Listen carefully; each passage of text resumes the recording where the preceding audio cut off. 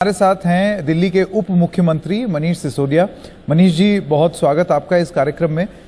मेरा पहला सवाल आपसे ये है, देखिए अक्सर बात ये होती है कि आप कितना खर्च कर रहे हैं। एक सरकार स्वास्थ्य की अगर हम बात कर रहे हैं तो आप स्वास्थ्य पे खर्च कितना कर रहे हैं। अब जीडीपी के अनुपात में भारत में स्वास्थ्य पर खर्चा जो है वो 1.5 या 2% ही है।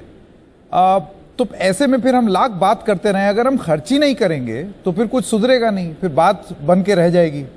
दिल्ली का आपका क्या अनुभव रहा है?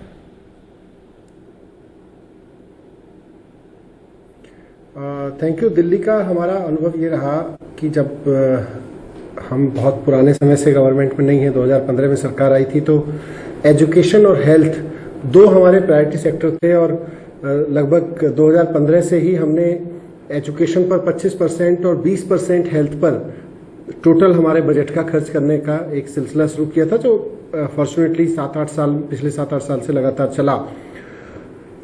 मैं आज जब कोविड की 2 बड़ी वेव और छोटी छोटी और वेव्स दिल्ली ने देखी, सोचता हूं कि अगर वो पिछले 6-7 साल में हेल्थ पर इतना काम नहीं हुआ होता, इतना इंफ्रास्ट्रक्चर नया खड़ा नहीं हुआ होता, गवर्नमेंट सिस्टम का खास तौर से, इतने सारे लोग, चाहे वो मोहल्ला क्लिनिक के बहाने इतना मेडिकल स्टाफ एम्पेनल हुआ या और नए स्ट्रक्चर्स बने उनकी वजह से, नए कॉलेजेस खुले, मेडिकल कॉलेजेस उनकी वजह से, तो क्या हाल होता, तो और बुरा हाल हो सकता था।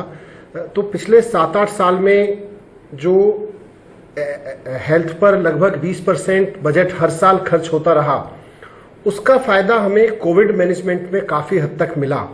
और वो एक लर्निंग थी कि गवर्नमेंट्स को मेडिकल एक्सपेंसेस पे, हेल्थ सेक्टर पे और खर्च करना चाहिए, प्रायोरिटी पे खर्च करना चाहिए हमको। Sisodia, Pranoy here. Thank you for joining us and congratulations on the amount of vaccinations you've done. Good afternoon. Good evening. Good evening. Good evening. Congratulations, but how confident are you? And it's unfair question, but I always ask you unfair questions. How confident are you there will not be another wave? And in case there is, are you more prepared for it this time with oxygen cylinders and hospital beds, etc., and testing? You know, so many things. There's a list of preparations that one has to do. Are you ready? Are you ready for another? In hope to God it doesn't happen, another wave. Doctor Roy, पहली जो wave थी उसमें 10,000 12,000 cases per day maximum तक गए था, कुछ peak of the पीकेस्ट time में। जब दूसरी वाली वेव, जिसको हम बोल रहे हैं, पूरे देश में आई, अप्रैल और मई के महीने में, दिल्ली ने 29,000 केसेस पर डे देखे। और दिल्ली अकेला दिल्ली के हिसाब से नहीं चलता है। यू ऑल्सो नो कि दिल्ली में ऑलमोस्ट 100 किलोमीटर के रीजन में, जिसे हम NCR बोलते हैं, नेबरिंग में, गवर्नमेंट हॉस्पिटल सिस्टम बिल्कुल नहीं है। डिस्ट्रिक्ट हॉस्पिटल्स हैं वो भी, लेकिन बहुत खाने पूर्ति के लिए हैं। कोई अच्छे सरकारी अस्पताल पूरे आसपास NCR रीजन में डेवलप नहीं हुए हैं। तो वहां से भी एक हिस्टोरिकल टेंडेंसी रही है कि भाई दिल्ली है ना, कोई चिंता की बात नहीं है। तो दिल्ली क्या, गवर्नमेंट सिस्टम पर बहुत निर्भर करते हैं वहां के भी लोग।